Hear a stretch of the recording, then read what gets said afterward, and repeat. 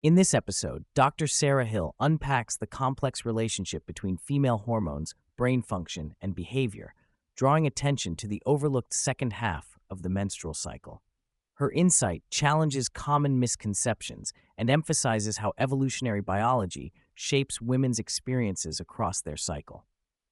Dr. Hill begins by framing the menstrual cycle as a biological process optimized for human reproduction, which involves two fundamentally different tasks for females: attracting a high-quality mate and then supporting implantation and pregnancy.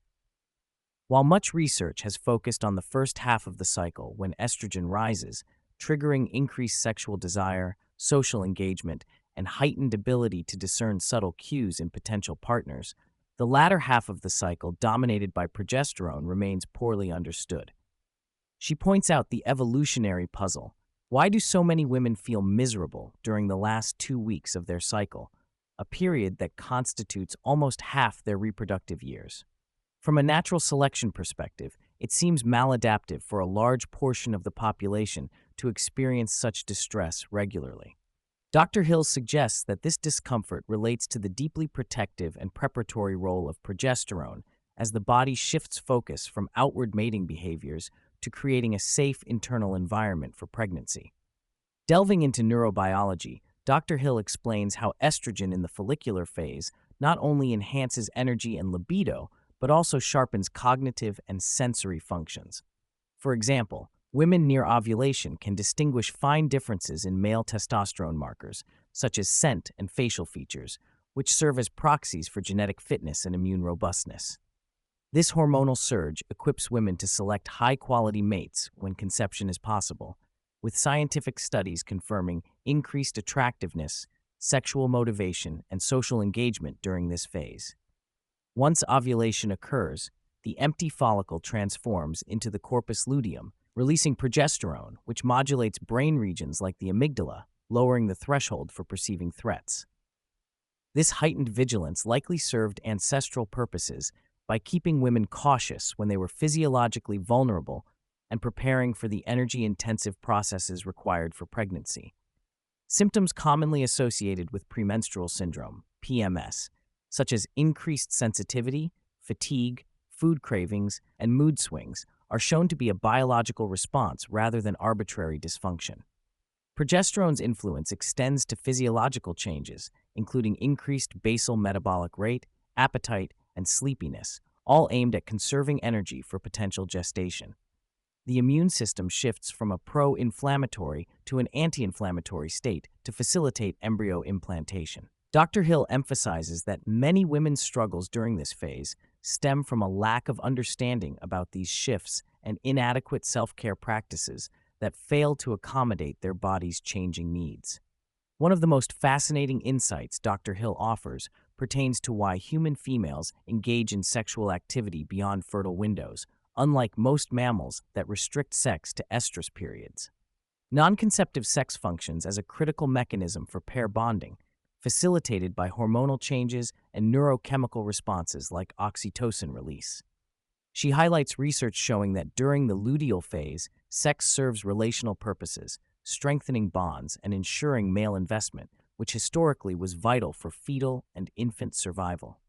This revelation flips the simplistic notion of female sexuality as purely driven by reproductive purpose and underscores the duality of motivations across the cycle. For example, in the second half of the cycle, women's sexual desire is more about emotional connection rather than pure physical urge or mating motivation seen in the ovulatory phase.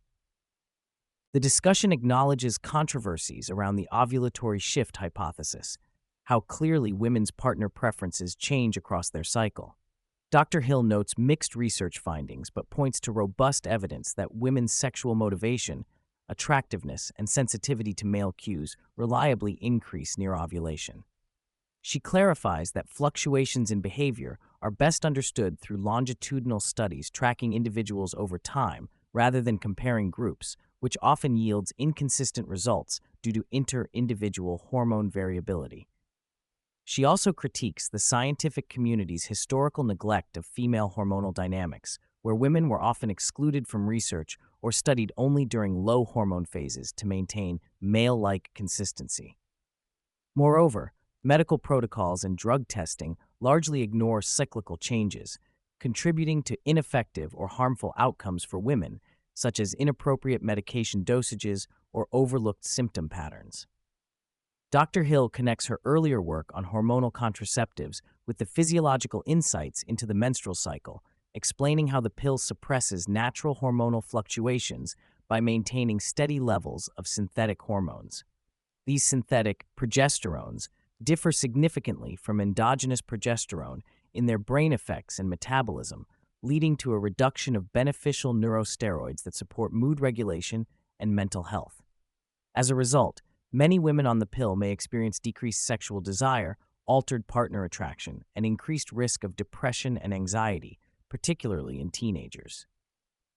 Dr. Hill describes this hormonal flatline as a masking or loss of an authentic part of female neurobiology, which can impact satisfaction in relationships and overall well-being. At the same time, some women prefer the predictability and control the pill provides, highlighting the nuanced trade-offs involved. The conversation extends beyond biology into sociocultural critiques about how modern medicine, feminist discourse, and workplace expectations have marginalized or denied the significance of female biology.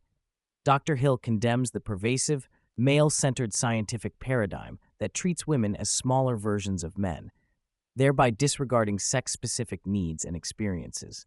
She stresses that acknowledging biological sex differences does not imply inequality or inferiority, but rather is foundational for better healthcare, inclusive research, and social understanding. This recognition calls for a reframing of feminism to embrace difference without judgment and to challenge the soft bigotry of male expectations that assumes men's biology and behavior as the normative ideal. Work environments, healthcare practices, and societal norms that ignore hormonal cycles may contribute to heightened burnout in women, as continuous, high-demand workloads clash with predictable physiological vulnerabilities during the luteal phase. Dr. Hill advocates for greater education and awareness so women can align their activities with their hormonal states, optimizing health and performance without requiring structural accommodation or stigma. As a scientist and advocate, Dr. Hill encourages women to track and understand their own cycles personally, identifying how energy, mood, appetite, and social needs vary with hormonal changes. Better self-knowledge facilitates improved communication with partners and adaptation of lifestyle choices that enable women to ride the wave rather than feel overwhelmed by it.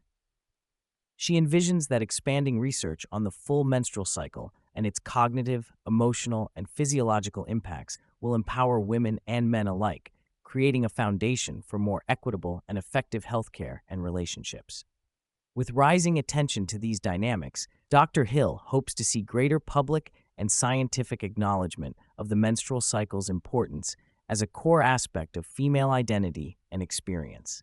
In closing, Dr. Hill underscores the need for transparency, education, and nuanced conversation about menstrual health and hormonal birth control, emphasizing that women deserve a comprehensive and accurate blueprint to navigate their biology confidently and holistically.